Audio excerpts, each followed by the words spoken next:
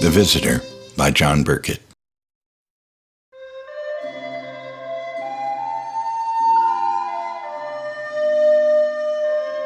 Chapter 1. The Awakening. The simple cottage was silent and still as Maureen the rabbit and her two younglings held vigil by an empty bed. Children, get ready. The miracle should happen any moment now. The young rabbits believed in miracles the way they believed in love, for both were a part of their lives. The center of the mattress dipped under an invisible weight, and as they watched in wonder, the cause of the dent revealed itself, a youngling like them, lying in peaceful sleep. Isn't he handsome? Shall we wake him now? That's no way to treat a guest. We'll step outside and let him rest. Later, perhaps an hour later, the young visitor stepped out of the bedroom, rubbing his eyes. Where am I? Maureen gently came to the visitor and knelt by him to meet his glance eye to eye. David, we're here to help you. I'm Maureen. Help me? Is this a hospital? I will answer all your questions, dear. But tell me, what is the last thing you remember? The young bunny half closed his eyes and concentrated. I was riding my new bike. I heard tires. Honking. A white car. Bang! I must have landed on my... His paws reached up and felt his head. What are those? They're called ears. Hey, you're... I didn't know rabbits could talk. What's so funny? You'll find out. You're in a different body, David. It's quite handsome, but your new look may come as a bit of a shock. Think of it as a vacation. Perhaps a great adventure. Maureen held up a small looking glass. David stared into it. He expected to see his human face, but did not. He made a couple of faces and laughed nervously. I'm a rabbit? Gee, I must have really hit my head. You're quite yourself, dear. All the things you know and all the feelings you feel are living in a new body. The human David is asleep and he can't wake up. David drew in a deep breath and let it out slowly, his paws rising to his face, feeling its unfamiliar contours. So this is all just a dream? Maureen put an arm around David and held him gently, giving his shoulder a little squeeze. Have you ever had dreams like this? Search your feelings. He could sense her pulse, hear her heart beating, and mark the gentle tides of her breath. His trembling paw reached up and touched her cheek.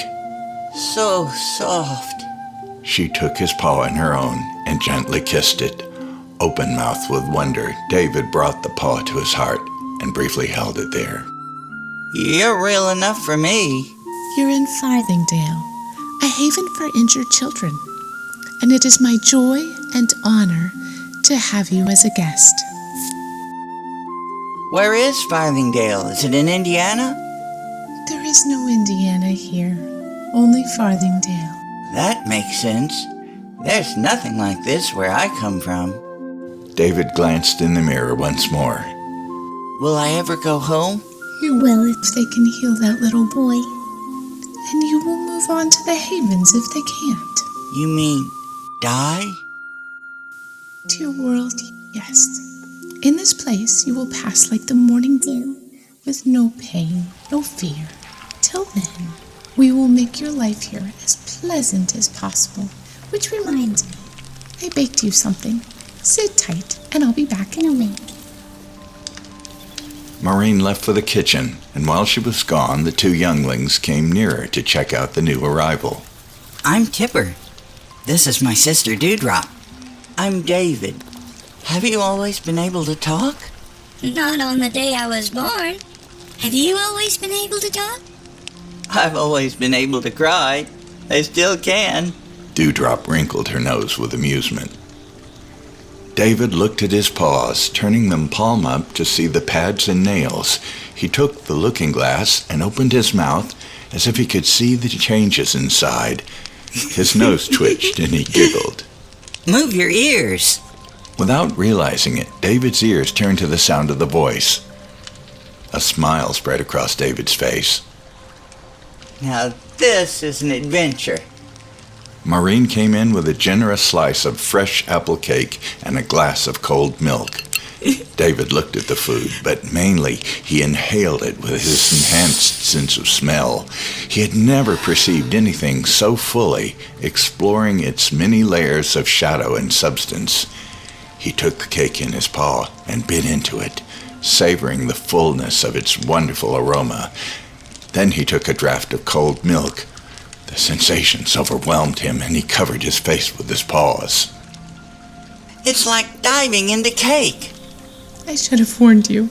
You will hear things and smell things you never knew existed, and you will feel new sensations for the first time, like this. Maureen gently brushed David's whiskers with her paw. There is a big world out there waiting for you to explore. I almost envy you, discovering all those wonderful things, fresh and new. May I go outside? It's always a good day in Farthingdale for a walk. That's not to say we're always happy. You will meet some wonderful younglings in new, healthy bodies, but you must remember most of them are sick children from your world, and you never know what's going to happen to them. Visitors appear out of nowhere, then they vanish after a while. Maybe they go home, and maybe they move on to the havens. But while you're our guest, you'll be one of the family. You'll live in our house, eat at our table, sleep in our beds, and help us with our chores. Chores? Of course, dear heart. Would you take a broom to the kitchen for me? Chores are a warm hug for those you love. But the door to that kind of happiness you must find within yourself and open it with the key of giving. David had always gotten an allowance, and he didn't have to earn it. He was not a spoiled child, but he had never been raised to think of the family as a team. His first clumsy attempts to use a broom proved it as he wailed away at the dust with quick smacks. That shan't do. Here, try this. Rather than taking the broom, the old doe reached around his shoulders and put her paws over his, gently guiding the bristles into the corners and making long, leisurely sweeps that moved the dirt rather than stirring it up. Don't fight the broom, Davy. Dance with it. See how nice that is? Oh, yes. His heart rose in his throat. He turned to face Maureen. Her large, deep eyes practically radiated kindness, and the hint of a smile crossed her gentle face. He smiled, too, as the broom slipped from his paws and clattered to the floor, unnoticed. Chores aren't so bad. You found the door to happiness. Now open it with the key of giving. Search your heart. I'll sweep the den, too. Anywhere you want, ma'am. Just the kitchen. She tenderly folded her arms around him, resting her face against his. The good, honest scent of mother love filled his nostrils, and his eyes half closed. I hope you'll be happy here. Chapter 2. Forging Ahead. It was chilly autumn in Terre Haute, but Farthingdale basked in the richness of eternal spring. As David ambled down the avenue that passed from Main Street, he met some of the villagers Maureen had told him about. There were beavers and foxes and otters, and even a stately family of deer who passed him with a solemn nod hello. It was surreal. David was delighted to see a German shepherd puppy out for a stroll. He approached the dog gingerly and held out his paw. Good boy. Here, boy. I'm not gonna hurt you. Want to come say hi? The dog looked at him with a wry grin. You are new here, aren't you? You can tell? Go ahead. You know you want to. Just don't let anyone see you, okay? David patted the dog and scratched him behind his ears. Oh, yeah. I'm not supposed to say I like it, but a little lower. You have a tennis ball. No, sorry. How about a frisbee? Fresh out. Oh, that's too bad. Have you barked yet? Howled? The puppy's tail wagged at the thought.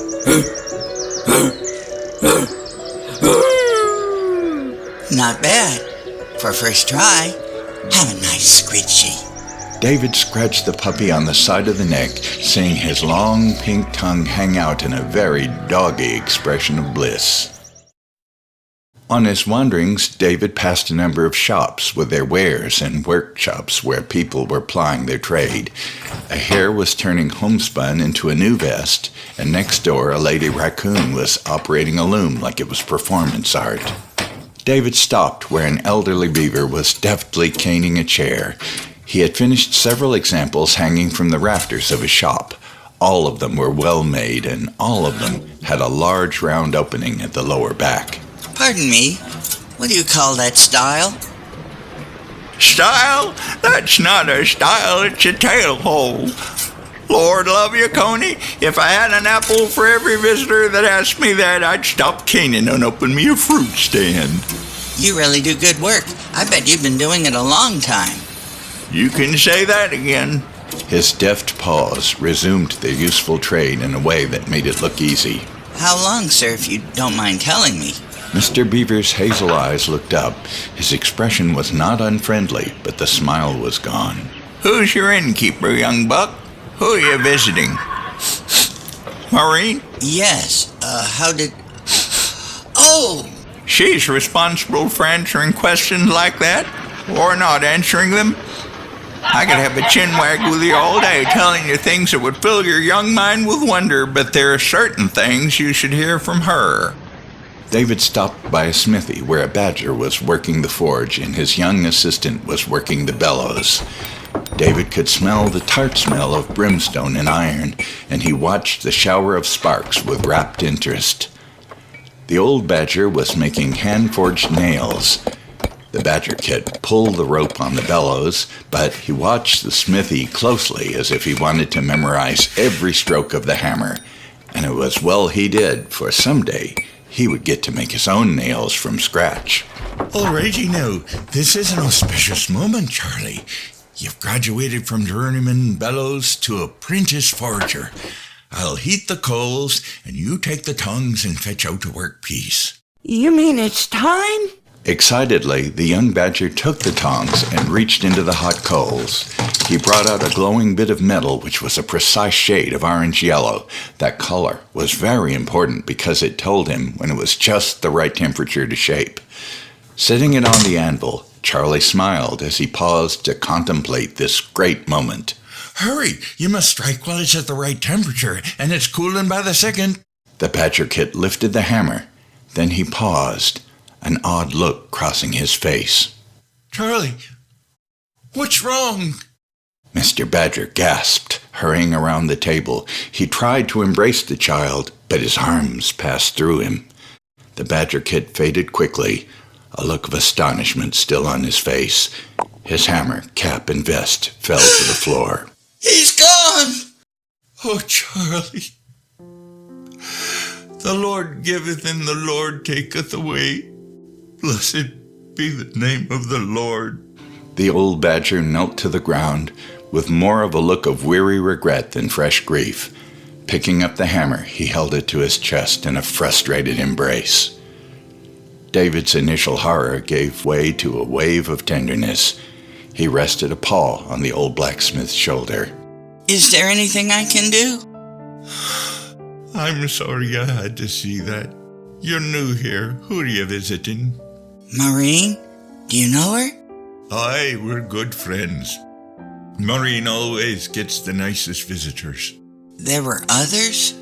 Charlie was not my first, and you aren't hers, not by a long walk. Before you, there was a young doe named Janice. Maureen had her for a long time, and they were quite close. I wouldn't mention that name to her if I were you, not unless you want to break her old heart. What was Janice like? Sweet and funny. She liked this thing called knock-knock jokes. Some of them were even funny.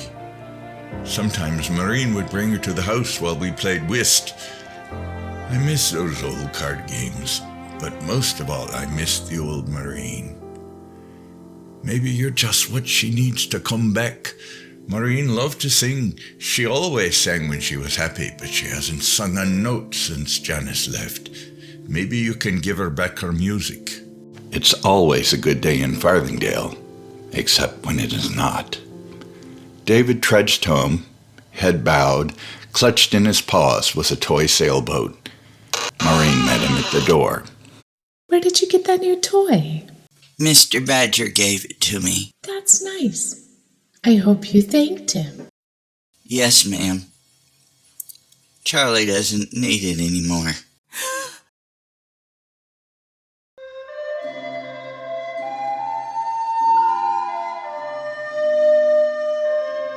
Chapter 3, Brother Mine. One thing David never had was a brother. Now he had Tipper, who bore a strong resemblance to him, besides the fact that they were both rabbits and about the same age. He was fascinated by his new brother and watched everything he did. This did not go unnoticed. Why are you following me? I'm sorry. I didn't mean to. And why are you staring at me? Am I? Well, you're so good at being a rabbit. Have you always been one? What kind of question is that? Oh, you're new to all this. What's it like being a rabbit? Tell me everything. I never thought about it. What's it like being human? Well, it's... See what I mean? Well, we get haircuts. My fur was only on top of my head and it kept growing all the time. Every month or so I'd get a cut. And you get a cut in different shapes called hairdos. And human hair comes in different colors. Mine was black, but some folks had blonde hair or brown. And it could be straight or wavy or curly. It's one of the ways we told each other apart. Sounds complicated. But if you're hard of smelling, it must be useful. David knew the phrase hard of hearing, but it never occurred to him that humans were nearly nose blind. Where I come from, there are 4 seasons. Winter, spring, summer, and fall. In winter, it's so cold that rain falls like snow. I see. What's rain? It's water that falls out of the sky. If you don't have rain, how do the plants grow? I don't know. They can't tell me. Yeah, who ever heard of talking plants? Snow is made of ice, ground up ice like sawdust, only white and cold. It falls from the sky and covers everything, and you can make things from it before the sun comes out and melts it away. Dad and I used to build snow forts in the backyard. You remember your dad? Yes, don't you? No, he retired when I was very young. Retired? It's something folks do here when they get old and world-weary. They disappear like Charlie, but they get to know a day ahead so they can get ready. Does it hurt? I don't think so. You just turn back to stardust. Is anything left? Your soul, of course. That goes to the Havens. And Mom still has Daddy's vest. It still smells like him. When I'm gone, keep my vest. If it makes you happy. Why? As long as you keep my vest, we'll still be brothers. And you can remember what I smelled like. But how am I going to remember you? I won't get to keep anything. If you go back to your old body, you won't remember any of this. That's what Mr. Otter says. Not remember any of this? David's ears slumped and he trembled with unexpected intensity. Forget all this. No, he's wrong. He must be. David's paws went to his face. His mind reeled with all the things he stood to lose. The wonderful aroma of apple cake, and the shy way Dewdrop smiled at him when she thought he wasn't looking. Forget the tender joys of a soft bristled brush that ventured from the head, down the arms and over the ruff of his chest? Forget Tipper, the brother he never had, slapping him on the back while laughing at his own jokes? Even the grieving have memories to cling to. Surely to goodness he must remember Maureen. He thought about her soft, deep eyes, her tender voice, her warm embrace. Not see the gentle smile that could wrest loyalty from a heart of stone? He looked at the paw that first touched her soft cheek, a good, honest rabbit paw with pads and nails, with the phantom of Maureen's kiss lingering there. He felt his two lives being pulled rudely apart, bleeding sorrow and regret. David's heart began to pound, and he looked around wildly, gasping for air. His new rabbit body was having a full-fledged panic attack. I don't want to forget. But what if he's right? What if he's right, Tipper? It's worse than dying. They're my memories, and I want them. I can't breathe. Help. Tipper grasped David by the shoulders and shook him. Get a grip. Breathe. Do you want Mama to see you like this? Is everything all right in there? Everything's fine, Mama. We were just playing. If you say so. Then Tipper looked intently at David. Is everything fine? You sure? David nodded mutely. Tipper let go of David and straightened his rumpled vest. I've been really sad, but I've never had a panic attack. I feel like an idiot. No brother of mine is an idiot. If I can't remember you, remember for both of us. Promise me? I promise. You really are different. You're not like the others. Mama really loves you, and don't tell anyone I said this, but Sis has a major crush on you. She says you're cute. David's paws rose to his face. Am I? Rule 1 of being a rabbit, don't ask a brother if you're cute. So, Dreamboat, have you ever flown a kite before? No. Rule 2, you must fly a kite at least once. I'll get it and meet you behind the house. Tipper? Yeah? Before you go... David looked into his brother's hazel eyes, then down at the ground. He wrung his paws awkwardly and sighed. I know. You need lessons. Tipper left to get the kite. How can I show him how I feel about him? You could let me borrow your sailboat. Those long ears.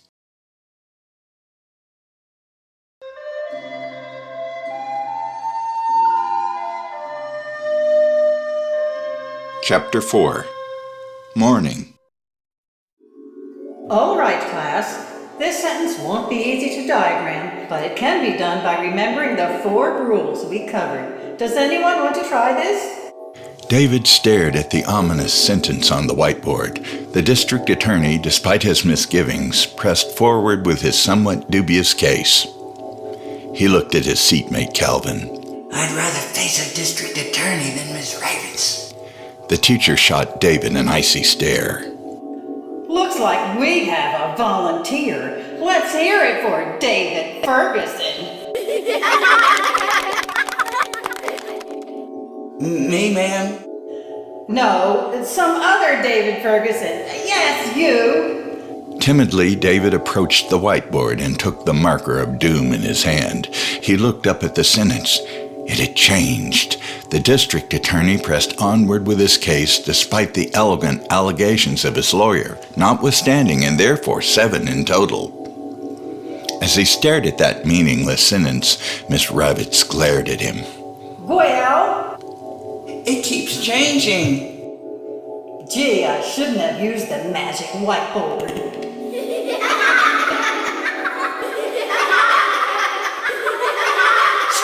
Stop it!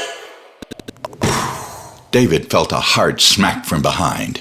He looked around in bed, throwing back the blanket and looking right into Tipper's smiling face. His new brother was still holding the pillow in his paws. What you waiting for, Sleeping Beauty? Your kiss? It took a moment for David to realize what had happened. He jumped out of bed, grabbed his own pillow, and swung it at his brother. Take that!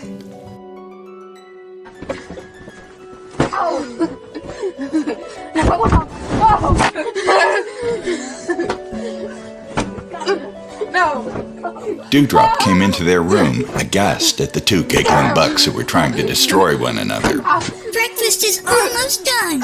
You better stop before you get in trouble. David looked about.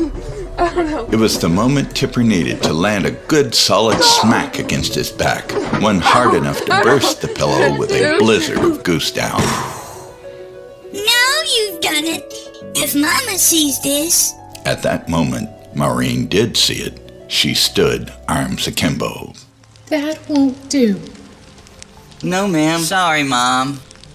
I'll sew the pillowcase myself, but you will clean up this mess, every last feather of it, before you go out to play. Understand? Yes, Mama.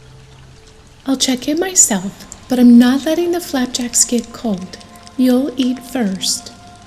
Flapjacks? With butter and maple syrup? Is there another kind?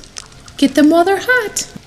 Breakfast was around the kitchen table, not in front of a television, but the food was good and the company was excellent. David found he didn't miss his usual episode of Captain Crash and Friends.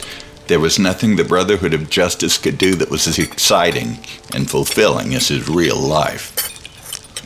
As Tipper and David casually put away enough flapjacks to fill a small army, Dewdrop rushed through a scant breakfast and asked to be excused. Is that all you're going to eat, Dewey? Not to your liking? Oh, Mama, you always make the best flapjacks. I have something to do. All right, dear. As Dewey disappeared from view, Maureen turned her attention to her visitor. So, Davy, what do you do for fun in Terre Haute? Well, I like to ride... He had a flashback to the bike accident and quickly changed the topic. I have a game console at home. Actually, it's my dad's, but he got me Minecraft. I have the strategy guide and everything. He stopped, glancing about at the blank looks. Game console. That's a machine, isn't it? Do you miss having machines? Not now, I don't. Things are different here. They are indeed. We don't have machines, but we're happy. Oh, I'm not complaining. I love it here. Machines are for people who don't have all this. I wonder where Dewey went in such a hurry. It wouldn't surprise me a bit if she was in your room. And yes, your bucks may be excused.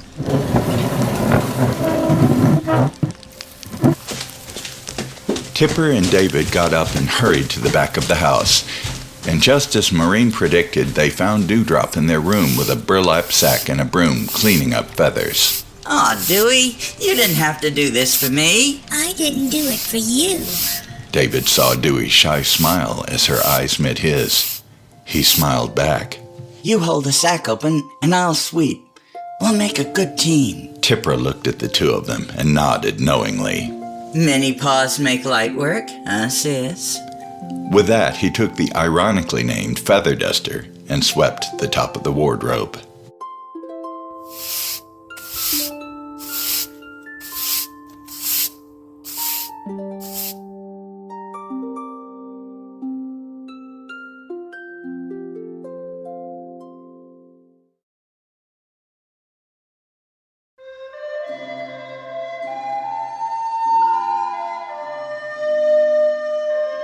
Chapter 5.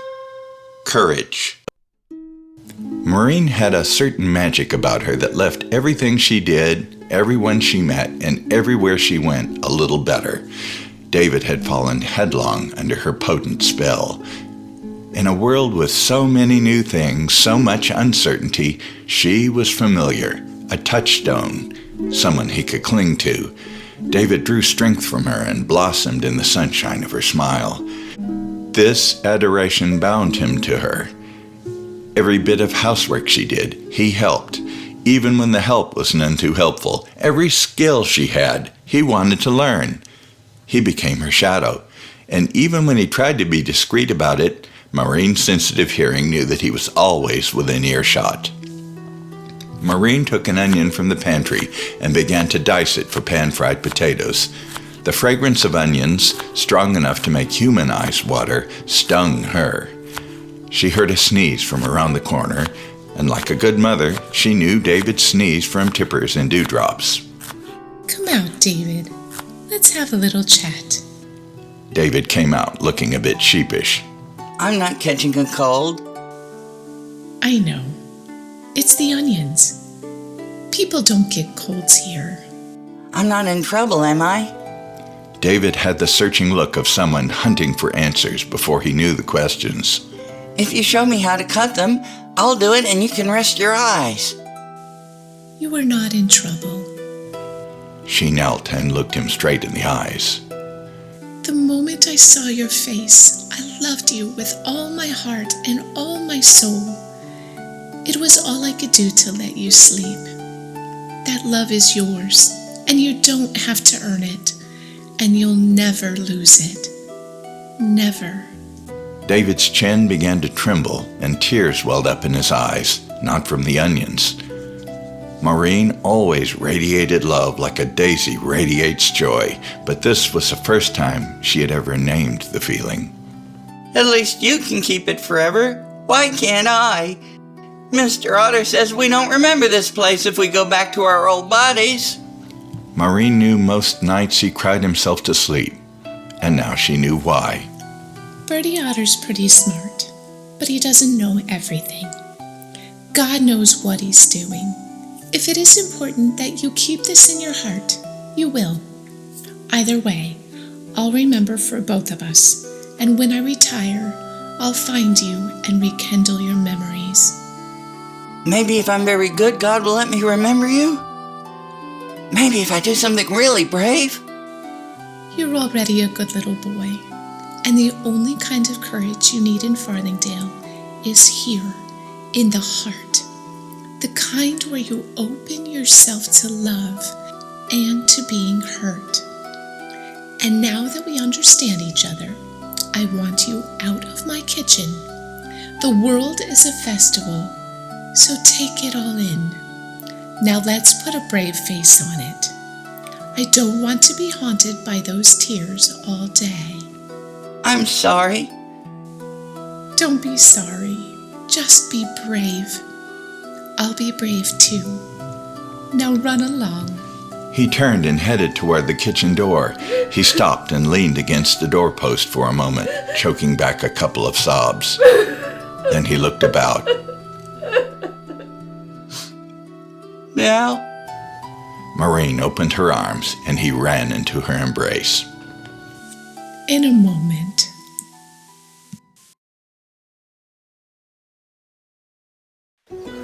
The world outside was a kaleidoscope of sights and smells. David wanted to experience them all from his new perspective. He closed his eyes and took in a deep breath. Someone's baking bread. I wonder what those flowers are. With his eyes still tightly shut, he picked out distant conversations, the chiff of the wind and the skittering of leaves. He opened his eyes and spotted a distant tree. Setting his sights on a new record, for him, he ran for it full tilt.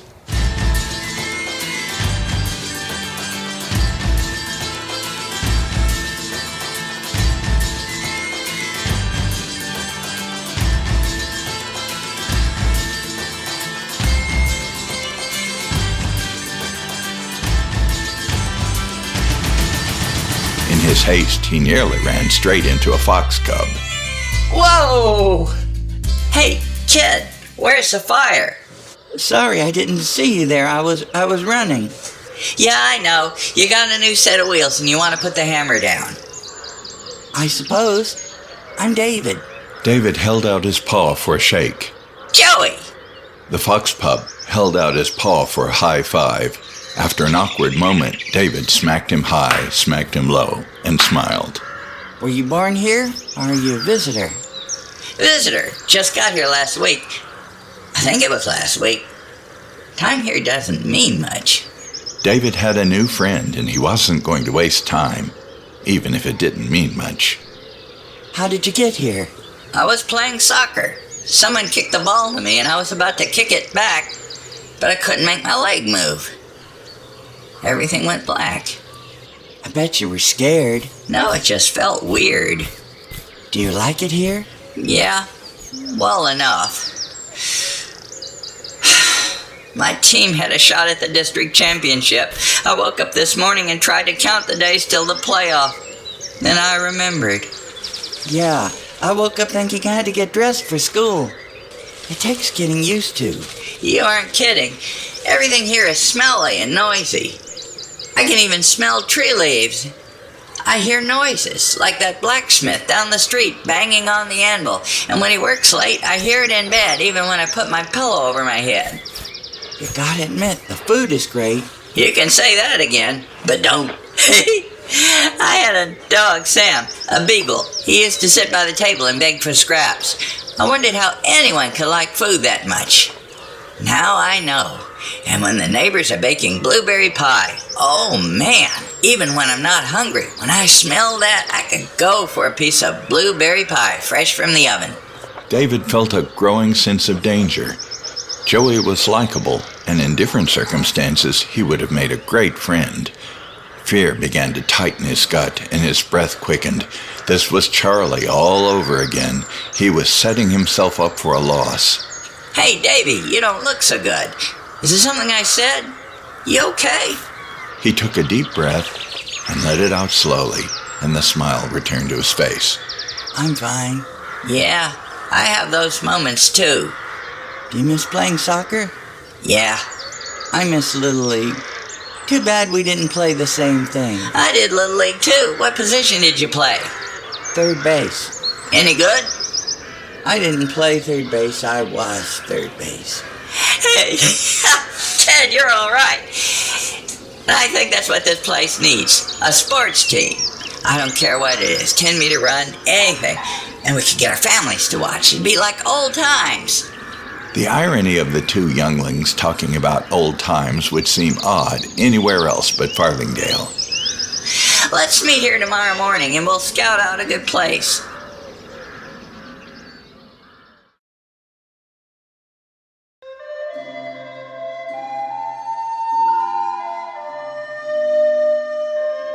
Chapter 6. Realizations. The next day, David chatted so much at the breakfast table that the other younglings hardly got a word in. Just think, we're gonna have a race. Maybe we'll even have a prize for first place. I want a race. I'll give you some real competition. Me too. But you're a doe. A doe rabbit. And don't you forget it. Good point. I bet you'll give me a run for my money. What's the money? David paused for a moment. It's not important. Somebody's made a new friend. I'm glad you're making friends your own age. Now, dearie, don't let your muffins get cold. As good as eating fresh blueberry muffins felt in his new body, David quickly downed them, washing the remains down with cold milk so quickly that he had to cough. Where's the fire? Funny you should say that. Maureen, may I be excused? Yes, dear. David grabbed his cap and vest and headed for the door. Aren't we forgetting something? David looked about with a sheepish grin. He came over and kissed Maureen on the cheek. David made his way to the rendezvous spot. No one was there, and he wondered if he had found the wrong spot or had just come too early. Then his sensitive nose detected Joey's smell. Perhaps it would be better called his fragrance, since it was clean, familiar, and friendly. Just then a fox came, but he was an adult. The look on his face said everything before he had a chance to speak. He's gone, isn't he? Davy, my lad, he really wanted to set up a sports team. Last night it was all he could talk about. I had him for a week, and it's the only time I ever saw him smile. Joey wanted a race, and he'll get one, and I'd be honored if you'd come and watch. The honor is mine. You're a miracle worker, and you have courage beyond your years. David thought back to his first day when Maureen told him that the door to happiness opens with the key of giving. Once again, David searched his heart for a sacred artifact, and he gave his most precious gift, himself. Mr. Fox, may I pray with you? Mr. Fox put his arms around the little rabbit and pressed him close. Come home with me, Davy. Pray with the missus and I. This has hit her worse than it did me, and she could use some spiritual comfort. We can't pray on an empty stomach. We'll have the cookies we baked for Joey. He'd want it that way. David had just taken his first small step into a vast, untapped dimension of happiness. It would not be his last.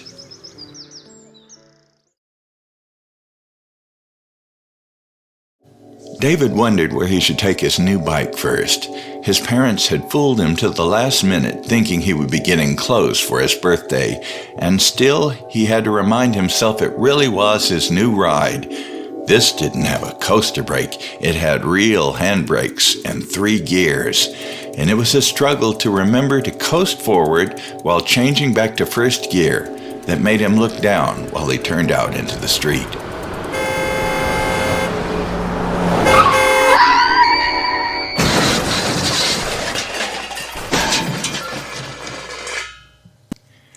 David's scream woke the family. Maureen rushed into the small bedroom, a candlestick in her paw, whose drunken light revealed a youngling clutching a pillow and quaking like an aspen leaf. My precious baby.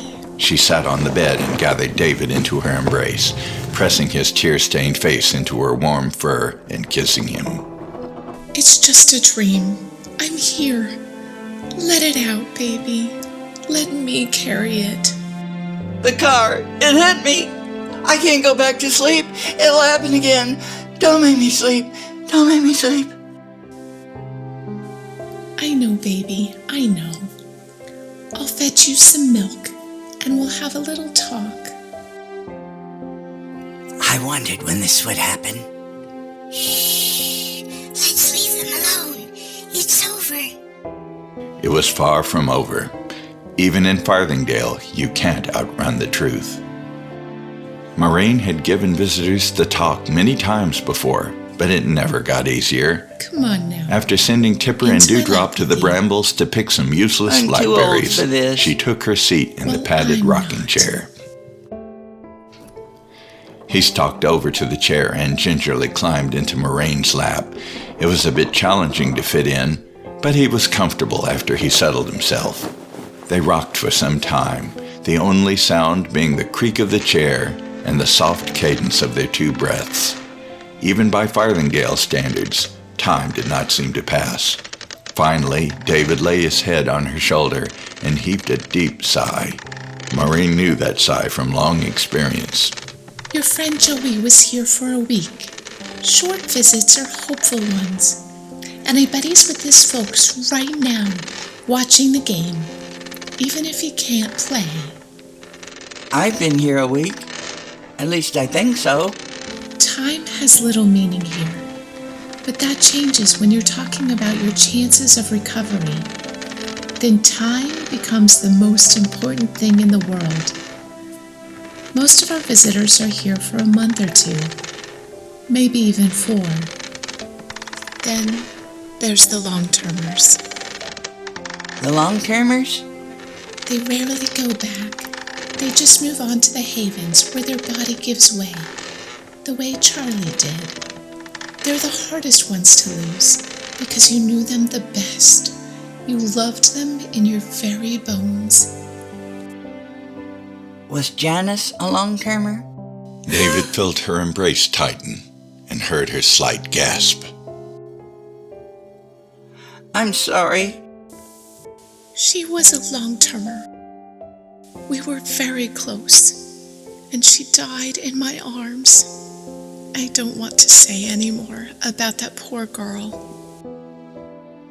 How long do you think I have? I wish I knew.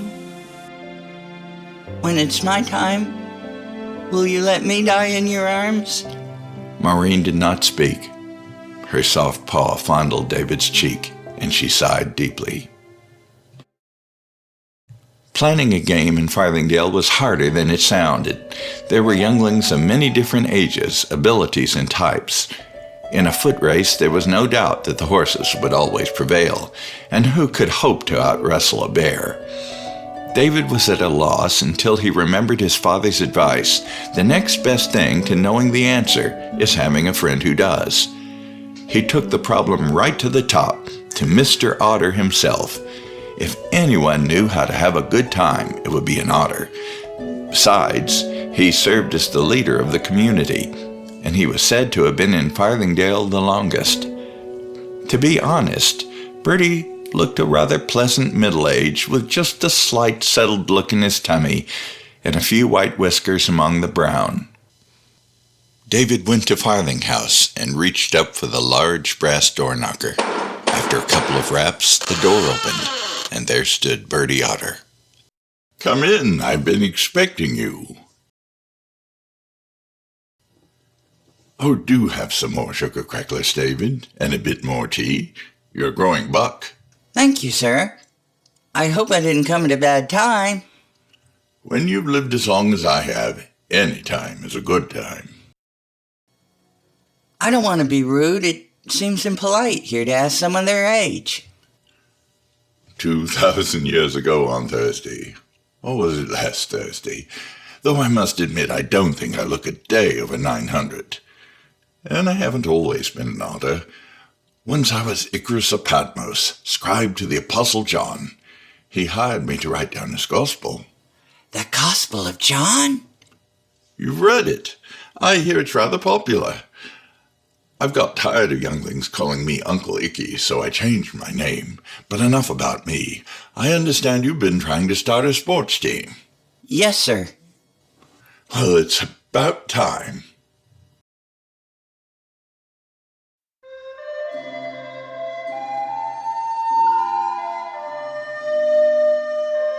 Chapter 7. Fame. Time passed, and so did David's awkwardness. Suddenly, he had been freed from the burden of dyslexia, and he spent hours at Farthinghouse poring over old books.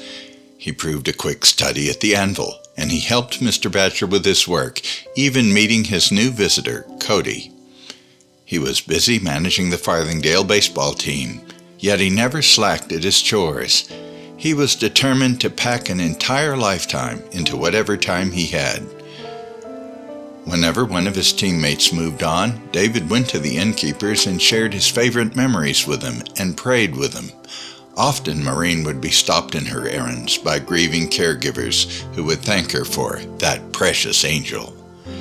David's disposition, always full of sunshine, took on a deeper beauty that comes from seeing the miraculous side of the ordinary. His goal to pack an entire lifetime into his remaining days was well on track. David was walking through town with what could only be called a practiced calmness. Staring at the different folk is what newcomers do, gawking at talking badgers and chatty squirrels as if there were something odd to be studied and categorized. Newcomers would also restate the obvious, asking, "Nice day, isn't it?" Which in Farthingdale's eternal spring might as well be, "Dark night, isn't it?" He aspired to do better, and he garnered respect. Increasingly, David found fewer strangers to practice his skills on, and more folk came up to meet him by name. Many of them he struggled to remember, but he made good progress when he humbly admitted, "I'm sorry, I forgot your name." His trouble with names was not fully his fault. Mr. Otter, who insisted on going by Bertie, was over 2,000 years old. The others were certainly younger, though Miss Arakunen, an elderly raccoon, was shocked to hear that the American colonies had achieved their independence. Innkeepers were a closely knit family with a long shared history. Secrets were hard to keep, but sympathy was easy to find. They could practically finish one another's sentences as if all the citizens were as a group an old married couple. By contrast, as cherished and coddled as the youngling visitors were by their innkeepers, few of them were known outside their own adoptive family, and they were only missed by a small circle of friends. David was the pointed exception. Many were surprised to learn that he was a visitor, since he neither sat alone to contemplate his woes or threw himself into pleasures to forget them. Even Bertie Otter himself, the ancient leader, was surprised when David showed up one day asking him if he needed anything. "I need you," Bertie said with a warm hug. Everything about his morning was tidy, well practiced and on schedule. That is, until the young buck was surprised by the matronly pine marten that was approaching him, a toddler tugging at the end of her arm as if she couldn't walk fast enough. He was about to nod at the strange innkeeper, politely of course, but her wee cub locked eyes with David and shouted, Look, there's one. Patience, Bonnie, I'll ask him. Mrs. Martin looked sheepishly at David. Young buck, my visitors always wanted to meet a real rabbit. She loves her toy bunny. Do you have a moment to say hello? Sure. Hi, Bonnie. The moment the Jill's grip on her paw relaxed, the tiny pine marten ran over to David. Oh, pretty! Gee, am I really? You're pretty too, Princess. Bonnie was born blind. Now she has her sight, and this is her first walk to see the big world. The thing she wanted most was a rabbit she could see up close. David knelt down, looking into her wondering, clear hazel eyes. A wave of compassion washed over him. He covered his face with his paws, then flashed a quick smile. Peekaboo! She giggled and reached out to touch his cheek. Peekaboo! You want to hug a real rabbit? The wondering toddler sprang into his warm embrace. I love you, real rabbit. Bonnie held on to David like she'd never let go and kissed his beaming face. I love you too. I hope I was worth waiting for. You're a kind little youngling. Who are you? David, ma'am. Coach David. Last time I checked, ma'am. It's true what they say. You're not just a great coach, you're a sweet little angel, and you're so handsome. Me? People talk about me, ma'am? It's a small town, David. Innkeepers talk. Some of your biggest fans don't even watch baseball. Out at the baseball diamond, Tipper was checking out the new bats. They were true, well-balanced, and made of ash, which anyone can tell you is the finest wood for bats. Mr. Badger came up behind him. Coach David? I'm Tipper. Davy's my brother. Ah, yes. I always confuse you two. It must be wonderful having such a fine brother. Is he as nice at home as he is out here? Oh, yes.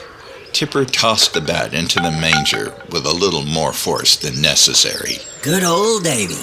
All this baseball and he still does all his chores, always without complaint. I thought so, the little angel. Please tell him I think he's ready to learn strap hinges. That's a big step because it puts together all he's learned so far. I'll tell him, sir. And be sure to tell him Mr. Badger said hello. I will. Tipper picked up another bat and swung it at an invisible fly ball.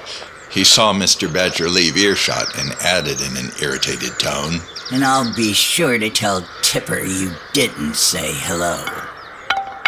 It was not like Tipper to complain, even in the midst of hardship, but he was finding life hard with that little angel, who came home at least twice a week smelling of free cake or fudge. His wonderful brother, Saint David, practically perfect David. He harumphed and tossed the bat into the manger and stomped out. After practice, Tipper went straight home. It always encouraged him that Maureen made him feel every bit as loved as Dewey and David. Still, there was obviously something wrong when he gave his mother a quick kiss, then stalked off to the bedroom, ears limp. Maureen knew Tipper's moods, and she decided not to pry. Maybe he just had a bad day. Dewey was not so paws off. Bad practice? Want to tell me about it? Not really. But if you see Davy before I do, let him know Mr. Badger wants to teach him how to make strap hinges. Oh, and he says hello to David. It's good to know you're not the least bit jealous. Yeah, well, you would take up for him. Everyone knows you're sweet on him. That's beside the point. He's not done anything wrong. I know. He never does anything wrong. A little of that goes a long way, sis. Dewey stood, arms akimbo. He's just a normal little bug like you. He's trying to make the most of his time here. What time he has left. Her ears slumped, and she looked down. Don't worry. You won't have to put up with him much longer. Aw, sis, I hope I didn't hurt your feelings. I can understand you liking him so much, but it's different with me. Folks compare me to him, and I can't compete with a marble statue. Have some cake, little angel. You're just the sweetest thing. Oh, David, you're my hero. And it wouldn't be so bad if he wasn't such a good kid. At least I'd have a reason to feel this way about the David Ferguson. He loves you, you know. He'd be really hurt if he knew how jealous you were. Jealous? Of what? Do you think I want the crowds to love me? Yes, and I want them to love you. Aw, sis. He's gone to see about Tommy. He doesn't have to go alone. You can still show up and get some cake. It's not just the cake. Besides, I can't ask Davy to let me go along. I've turned him down twice. Dewdrop looked at her feet and sighed deeply. I've never broken a promise before. I was always proud of that. But I'm gonna break one now, and if Davy ever finds out you read this, you tell him you found it. Dewey retrieved a letter from under her mattress, simply labeled, "To Tip." She handed it to her brother. Tipper opened the papers. They were covered in David's meticulous script with very few ink blots. Tip, if you're reading this, it means that I died. Mama and Dewey will need you more than ever. Be there for them. Aw, sis, I really shouldn't be... Go on. You need this. You won't grow old with me, but you can grow old with this letter. When you're lonely for me, take it out and read it. The words won't change, but neither will my love for you. Why, that's... Go on. I wish everything I had to say was nice. As Dad used to tell me, sometimes what you need most isn't niceness. It's honesty. And Tip, every word of this hurts me more than you could possibly know. You don't have a sense of humor. It has you. You depend on it. But jokes won't help you when you're in need. People will. I don't joke that much, do I? Keep reading. Besides, you don't need that crutch to lean on. You have your mother's beautiful eyes, and your heart is full of love and joy, just like Dewey's. Show folks what's in your heart, and they will love you for yourself, the way I do. And you need love, not just from the town, but from your team. Yes, I said your team. Everything I own now belongs to you. Don't panic. I wrote an instruction book. And Tip, have a good life. Find a good doe and grow old with her the way I wish I could have grown old with Dewey. It won't be easy for a shy buck like you, but it's worth the struggle. Like making that home run slide. It's okay to get hurt once in a while, searching for great things. And I ask God to help you find her. I took a chance on being hurt. So did your mama and Dewey. I knew in the end we couldn't win. We couldn't, but you still have a chance. If you use that chance to make a difference, then my life and all my sorrows would have been worthwhile. Tipper's paws were shaking so bad he couldn't read further. He's dying, and he's worried about me. He put his arms around his sister. I'm glad I saw that before it's too late. Sis, I've been such an idiot. No brother of mine is an idiot. Later that night, David trudged in, drawn and slumped. How did it go? Oh, the usual. They're gonna be all right. It just takes time. How well I know, sweetie. Can I heat you up some scones? No thanks, ma'am. I had blueberry muffins and tea. David crept into the bedroom and reverently set Tommy's uniform vest on top of the dresser. Tipper came to him quietly. Long day, huh? David's response was a telling sigh. You know, you don't have to do this alone. I really ought to go with you. After all, I'm your brother, and I love you. I didn't think you wanted to see the... You love me? Don't go around telling everyone. But yeah. David's pause went to his face. Tipper realized that Davy did have the countenance of an angel, especially when tears of joy started down his cheeks.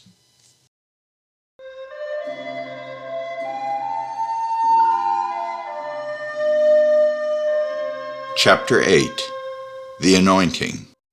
David and Mr. Otter were seated in a comfortable breakfast nook in Farthinghouse. The table was set for tea, and the enticing aroma of gingerbread hung in the air. It was a typical Thursday, except for one thing. It was Tuesday. Mr. Otter, is something wrong? The grizzled otter topped off his cup of tea. First off, there's no Mr. Otter. I'm Bertie. Mom always told me to respect my elders. I never called her Tony. And well, you shouldn't. But between us, things are different. The record says you're 10 years old, and you are, but in some ways, quite important ways, your wisdom and self-control are far beyond your years. I suppose you thought we had these chats because you were coach of the baseball team. Bertie pushed the tray of gingerbread toward the young buck. I have tea with you because I care for you, and once a week is the most I feel I can ask out of your busy schedule. Thank you. And yet? And yet, the shepherds will hear about Carl. There are rumors that he's your personal pet, chasing the ball and even getting tummy rubs. That doesn't sound like something you would do, does it? It is. Care to tell me about it? The young buck shifted uncomfortably, but he still looked the otter square in the eyes. I don't suppose you've met Carl. No, all I know is Rolf and Greta were very upset. Dogs have an image problem here. Everyone else in Farthingdale is an independent creature in your world, except dogs. You own them for service or amusement, even for companionship, yet they are still your property. The shepherds don't want to be seen that way by visitors, and they don't want Carl seen that way. They want to be dogs, not doggies. Think about it, lad. Can you blame them? I thought this might happen. Did they also tell you he has the mind of a 4-year-old? Some younglings may be a little slow, but the mind of a 4-year-old? 4 at best, though he's getting better. He can't hang around with the smaller younglings, and the older ones won't play with him. He's no good at baseball, and all he wants is someone to throw the ball and tell him he's a good boy. I'm the only one that'll do that. But I'm also trying to teach him new things. He can count to 20 and write his name. Sort of. Do you have any picture books I can borrow? Bertie lifted his cup and finished his hot tea in one long draught, then set the cup down with a firm click. I knew there had to be a good explanation, Davy. Carl needs you. You throw the ball for him if you want to. Don't you worry about Rolf and Greta. I'll have a little talk with them. Please don't make them angry. I'm sure they love him. They just don't understand. I know they're well-meaning, but the rights of visitors come first, especially when they have big problems. I'll give the shepherds a little advice, and I will also give you something that I'm sure you have richly earned. Bertie ushered David into a small side chapel, one with a few short wooden benches and a rustic stone altar lit by a skylight and a couple of stained glass windows. It was a rather compact place, yet it clearly felt connected to a vastly greater reality.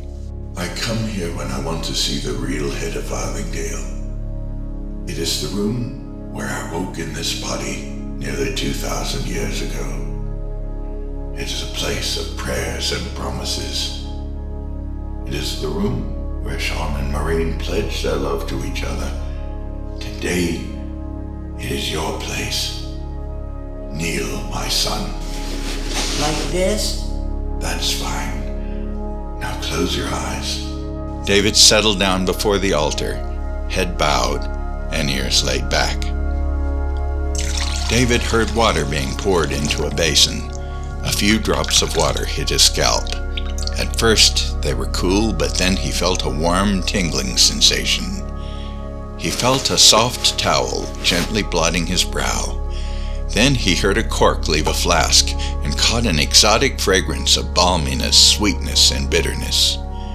Bertie's paw rested gently on his forehead, and cool drops ran down the side of his face like healing tears. Had David been trained in such things, he would have known the pungent perfume of chrism laced with sandalwood, frankincense, and myrrh. At least he recognized the gentle gesture of a kiss on his cheek. You may open your eyes. What did you do? I gave you the most precious gift I have the power to bestow. Stars will fall, mountains will crumble, but your memories of Farthingdale shall endure forever. It took a few moments for David to grasp the magnitude of what had just happened. A rapt smile crossed his face, and he flung his arms around Bertie in a crushing hug. Oh, you have no idea how much I prayed for that. Maureen told me. I've never seen her so upset. That sounds like Mama. Mama? You do know I perform weddings and adoptions, right? Don't tempt me, Bertie. Dewey loves me, and she can't marry her own brother. Sweet on you, is she? I can see why, but don't hold out hope for marrying Dewey. You can be Maureen's son today, but marriage is so far away, and you don't... Well, let's face it. I don't have time. Don't you think I know that? But I could never be happy if I broke Dewey's heart. I had to choose between her happiness and mine. And you chose hers. Davy, I've been married to my job for centuries. Farthingdale is my family. But if I had a son... If you want to have tea with me twice a week, I'll make time. Yes, I'd like that.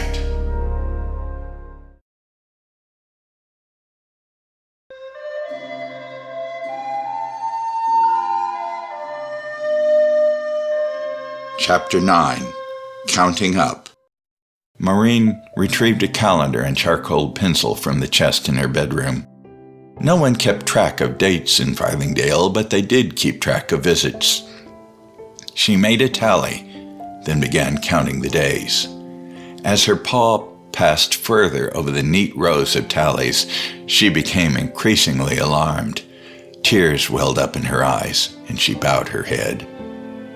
There was a noise at the front door. Maureen quickly put away the calendar and the pencil, shoving the chest under the bed and straightening the blanket. David looked in. Maureen, You're crying. Are you okay? Yes, dear. When a doe gets to be my age, she develops cracks in her armor. Just feeling sentimental, that's all. I'm better now that you're home. You're thinking about Janice again. My clever little boy. I can't fool you for a minute. Truth be told, David was a clever little boy. He waited until Maureen was busy in the kitchen, and when he was sure he was unobserved, he went to her bedroom and felt under the bed frame until he found the chest. Wide-eyed with guilty peril, he raised the lid and scanned the contents. There was a small ragdoll rabbit, a few child drawings, a ball of yarn, and a few odd buttons. There was also a book. It was rather thick and looked important. David tugged at the cover, and it opened to the large bookmark. And at the top of one page was written, David, son of George and Tony Ferguson. The space below his name was covered in neat rows of tallies. David was surprised how many of them there were. He began to flip backward through the book. He saw Janice, daughter of Kurt and Estelle Foster. And before Janice was Billy, Before Billy was Mario, Hans, Giuseppe, and Dan. Page after page was dedicated to some young life, some of them covered in swaths of tallies, others bearing but a few. And there were causes of death: pneumonia, car accident, hemorrhagic fever, falling. The procession of souls seemed unending. As he flipped back through the pages, he began to see quaint old names that had fallen out of favor, like Myrtle, Willem, Chastity, and Ezekiel. A lesser child would have felt insignificant, perhaps jealous, as if everything that happened to him was but a single straw in a giant haystack. Not David. He began to understand Maureen's soul, to dip into her well of heartache and taste its bitter waters. What an ocean of tears she must have wept. What awful visions must have troubled her rest. He heard footsteps and looked around. There stood Maureen, scandalized. Saints preserve us. He was caught in the act, and had David been a lesser child, he might have looked away and groped for an excuse. Instead, he held out the book in trembling paws. The fountains of his soul opened, and tears began to stream down his face. Maureen's scowl melted as she saw the tears were of grief, not guilt. How many times have you done this? How do you stand it? I don't know. But if I don't open my door to these dear souls, what's going to happen to them? Maureen took the book in her arms, embracing it tenderly as tears ran down her own cheeks. Oh, my babies, so desperate for comfort and love. I kiss away their nightmares and wipe away their tears. And if their faces haunt my dreams, so be it. Are you an angel? I'm a mother. She reverently shut the book in the chest and pushed it back under the bed. It was easier when Sean was alive. He was my knight in shining armor, and I was his fair damsel. Sometimes I would call him Sir Lancelot, and he would call me his Guinevere. When I was weak, he was strong. When I'd cry, he'd make me smile. His love kept me going at the worst of times. And there were some awful times. Although the years and heartbreaks took their toll on me, he still thought I was beautiful. I think you're beautiful, and I bet Sean was handsome. Some does might not agree, but when he looked at me, oh, those eyes. They say the eyes are the windows of the soul. And when I saw the beauty of his spirit shining like the sun, it made me weak in the knees. Love is not a big enough word. Sometimes in the night, I dream I'm holding him, and I wake up to find it's his empty pillow. I love you. Please don't be mad at me. I'm sorry. So sorry. No need to be sorry. You weren't curious. You were desperate. So am I. I want to make you as happy as you make me. You haven't been the same since Janice died, and I want to help you sing again. You've been talking to Mr. Badger. He's a sweetheart, but sometimes he says too much. But it's true. You give and get nothing back. I only have myself, but I would give you all of myself. I would die for you, Maureen. She took him by the shoulders with trembling paws. Oh, David, every time you are late coming home, and I think someone might be bringing me your little vest, I die inside. Though I feel I am robbing your parents, I pray each night for one more day. I'm not your innkeeper. I'm your mother. In my heart of hearts, I am your mother. No one in Farthingdale has ever lost their own child before. Why me? I don't know. All I know is I don't want to die like Charlie. I want to know when it's my time, so I can be here with you.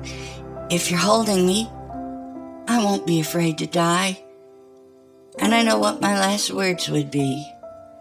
I love you, Mama. Oh, David, David, my dear son, I am the luckiest doe that ever lived, and the saddest. Don't tell Dewey I called you Mama. I can't be your brother. I'm Sir Lancelot. Oh, are you sure? Can't you tell? Even Tipper knows. She told him she thinks I'm cute. What's gonna happen to her when I'm dead? I bring sorrow everywhere I go, and I hurt everyone I love. I wish to God I'd never been born. David Ferguson, never say that again. Do you hear me? I wouldn't trade these last 8 months for anything. Tipper looks up to you and wants to be a better rabbit.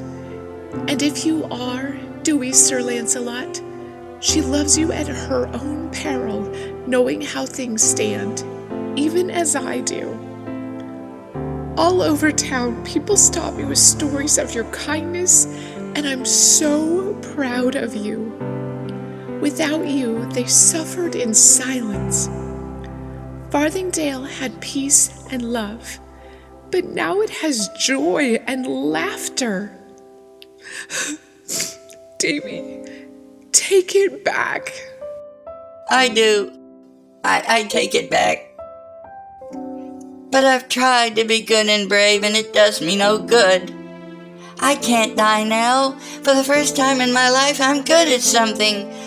I've learned so much. I've become a better person. Please, God, don't take me now. Please, I'm not afraid to die, but I have so much left to do, and no time. Help me. Can't breathe. Slow breaths. Steady.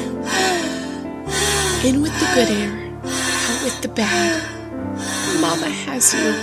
What can I do, Mama? That's good. I'm scared.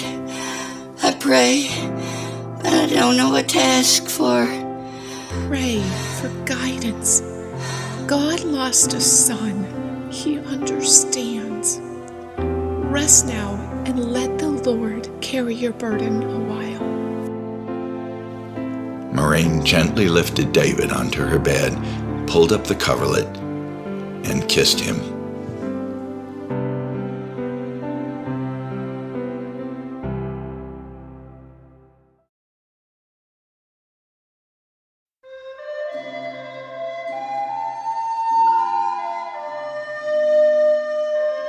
Chapter 10. The Choice. One afternoon, a week later, David saw Dewdrop working on a vest with her needle and thread. Mending garments? No, I'm practicing embroidery. See, I'm sewing the heart. I have to use blind stitches so it doesn't go all the way through. Yes, but shouldn't you be putting it on the outside instead of on the lining? It's supposed to be inside. If someone sews a heart inside your vest, it's their heart next to yours. David's nose twitched and a smile spread across his face. Hey, that's my green vest. Tipper was right. You are sweet on me. Dewdrop looked up, mortified. Why, that little snitch. She went back to her embroidery with what could only be called fierce nonchalance. What else has he told you about me? Oh my gosh. Before she could object, he took her hurt paw in both of his, bent down, and gently kissed it, not letting it go. Don't be angry. Please don't. If you stay mad, you won't stitch my other vest, and I'll only get to wear this one. Oh, Davy, I can never stay mad at you. He gazed into the windows of her soul and basked in the pure warmth of her adoration. He smiled, leaned forward, and kissed her cheek. It was the first rosy suggestion of evening. David sat by the well. He had felt rather proud of the way he handled that situation until he remembered how little time remained. He sighed, recalling how Dewey's eyes lit up when he gave the doe her first kiss. Whether it was only puppy love or the first true stirrings of her heart, she would be hurt. Was it right to kiss her? Wasn't it bad enough breaking Maureen's heart without hurting Dewey as well? He wasn't old enough to understand romance, at least not well, but he had seen the tender lightning flash in her stormy eyes when he kissed her. The thought occurred to him that her first kiss was also his. What could their life have been like? What would it feel like to grow old with his Guinevere looking past the ravages of time and tides and always see her beauty? Just then an old otter came along with a bucket, disturbing his mournful reverie. Hi-ho, Davy. Making big plans, Ladybuck? I'll be quick as a wink and out of your fur. Is this a wishing well? Anywhere else I'd say no, but in this place it couldn't hurt to give it a shot.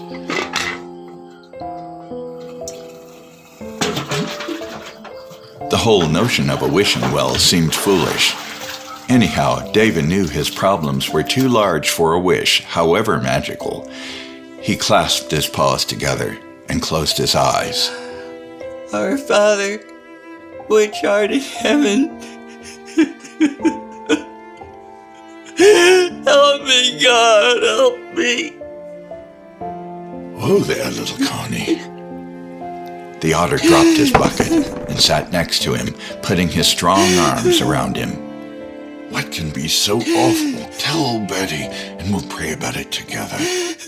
Passers-by, strangers with no idea what had brought the little rabbit to this dark place, saw the tearful prayers and gently laid paws on them, bowing their heads.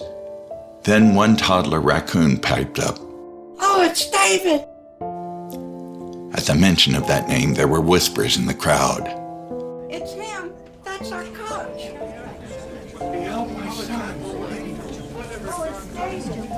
Jeez, look at him. We gotta help him. Oh, it's David. Yeah, it's our coach. He's not helpless, kids. Oh, man. David. I'm praying for you. You've never heard anything like Word spread among the villagers. Those families on the baseball team, and even folk who just knew him as that nice rabbit, stopped their work and bowed their heads. The soul of Farthingdale spoke with one voice. The sun was settling down for the night, and stars began to prick the purple heavens. David approached the front door of Maureen's home. Even before his paw touched the latch string, he could smell the alluring summons of simmer and sing stew. Maureen, I'm home. He froze. In the corner of the den stood Maureen, crestfallen and tear-stained. Tipper and Dewdrop were huddled against her, holding onto her paws. Maureen, what's wrong? David, look. David glanced around the room and spotted the guest. Perhaps guest isn't the best word, since he never comes invited and is never invited back. The rabbit sniffed, but the guest had no smell. He had no appearance either, though he hid what was behind him. I thought you said there was nothing in Farthingdale to be afraid of. I mean no one harm. The spectral figure drew near to David, who, to his credit, did not back away. Instead, David kept himself between the specter and the others. What do you want with us? David Cody Ferguson, what do you want from me? I want you to go away. You're scaring my family. He had come a long way since Charlie's hammer fell to earth. Your future cannot go away, but in your case you can choose how you want to face it. The Lord was moved by all the heartfelt prayers. He offers you 3 choices. Either the room grew dark, or the things within grew dim and insignificant. In In the hushed twilight, there was one shaft of light, and it fell like a spotlight on David in his electric wheelchair. His mother came over and ran her fingers through his hair. It was good to see her again, though the poignancy of the scene cut him to the quick. David barely had time to process this when a second image appeared next to the first one. David recognized himself, though his appearance had changed quite a bit. He was standing in a flowery meadow. An older couple came to see him, and the boy ran into their arms. Grandpa? Grandma? Davy, you're free of that broken body and you can do whatever your heart desires. Except graduate. No college, no wife, no children of his own. You would have made such a fine man. You were a clever boy, a good boy, and you had such promise. Time passed. David, the rabbit, waited to see what would happen next. You told me I would have 3 choices. Beware, David. This third path is lined with roses, yet beneath their fragrance the roses have thorns. At this, a shaft of light fell on Maureen and her 2 younglings cowering against the wall. Maureen's gaze locked with David's. I'm praying for you, sweetie. Whatever you want, I'll make peace with it. But if you choose death, come to me and let me hold you. Dewey began to sob uncontrollably, and Tipper, his lip quivering, put an arm around his shoulder. What should I do? It's your choice. It's not about what I want. For a moment, David was locked in an agony of indecision. It was a heavy burden for a 10-year-old boy. Then he fully understood Maureen's wisdom. A peaceful smile of relief spread across his face. It's not about what I want. It's about where I'm needed. Interesting that you should learn this at such an early age. I have so much to do here. I can't leave. Please, let me be their knight in shining armor. Do you know what you're asking? Once you choose this path, there can be no going back. I know what I want. I felt the thorns and I'm not afraid anymore. Not of death, not of you, not of anything, except letting them down. I want to be like Sean. I'll work day and night. I'll cry an ocean. Please, God, I'll do anything. There was a momentary hush, so each ragged breath of the small buck could be heard distinctly. Time seemed to stop. Then softly, almost imperceptibly at first, a gentle snowfall of golden sparkles began to fall around him, collecting on his face and shoulders, and the air grew thick with the fragrance of lilies and violets. David looked up, his face full of wonder. Is that stardust? He was kissed by a shaft of glorious light, and a wind only he could feel began to stir his vest. The little buck looked up into the light and reached up with his trembling paws. There was a low rumbling, which may have been mistaken for distant thunder, except there were no storms in Farthingdale, so they say. Joy flooded David's soul, sending tears running down his cheeks as more sparkles landed on his fur. He began to glow from within. It's you! It's really you! The light grew brighter. His face, already handsome and innocent, became too brilliant, too beautiful for mortal eyes to bear. Out in the street, townsfolk stepped outside, looking up at the starless leaden sky. Flashes of lightning darted from cloud to cloud, highlighting houses in vivid bursts of light. Then rain began to fall. At first a few drops, then sheets of spray that shone silver in the flickering sky. For once there was a storm in Farthingdale. Innkeepers scratched their heads in wonder at the unfamiliar weather, but the young visitors ran in the streets laughing, dancing around the lampposts and splashing in puddles as the cool drops pelted their fur.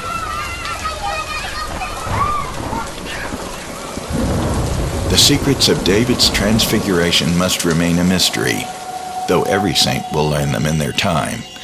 Touched by the hand of God, the winter of mortality melted before the spring of resurrection. From the ashes of yesterday, a new David arose. Though not a strand of fur was added or removed, and the contours of his face remained the same, he was no longer made of the dust of the earth. He was made of stardust. Like Tipper and Dewdrop, he was as fresh and clean as the first morn on Eden. Blessed are the pure in heart, for they shall see God. He slowly sank to his knees. His head bowed, and his arms dropped to his side.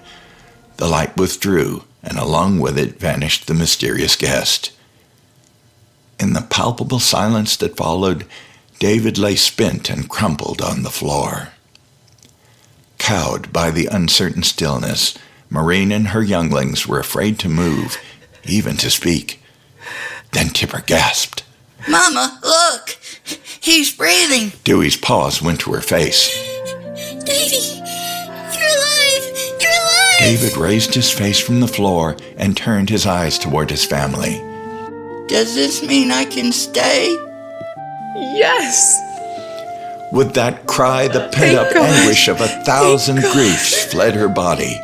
Sobbing, she ran to him, collapsed to her knees, and gathered up David in a warm, crushing hug. I don't care who knows it, I'll tell the world. Tipper came and ruffled the fur between David's ears, and Dewdrop kissed his weary face. He was truly a knight pledged to the King of Kings, whose shining armor was a simple homespun vest, and his crest, Dewdrop's embroidered heart. Never had Sir Lancelot in all his glory looked more grand or more noble. Suddenly the front door opened, and in stepped Mr. Beaver, dripping wet. There were no umbrellas or raincoats in Farthingdale. Just as I thought. Stardust. Maureen, is it little Davy? Yes, Malcolm, he's one of us now. Dry off and pour yourself some hot tea. No time for tea, dearie. There's a whole town out there holding its breath. It's not like God sneaked in by the back door, you know.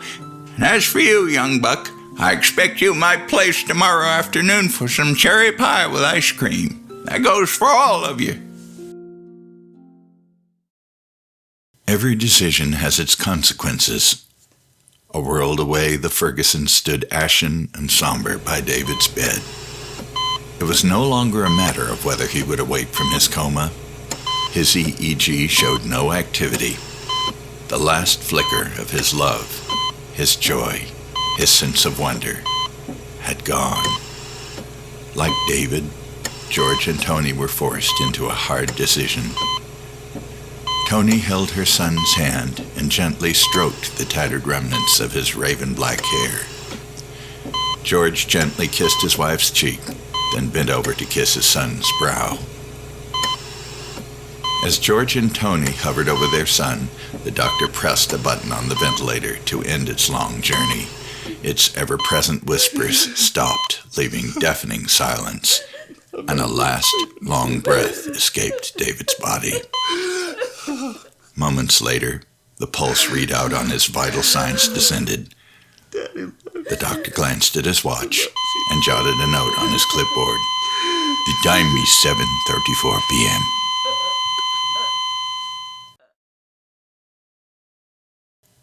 As the Farthingdale moon sailed softly through a velvet sky, Maureen washed dishes by lantern light as David dried them. For a while, nothing was said, and the only sound was the splashing of water and the clinking of the plates.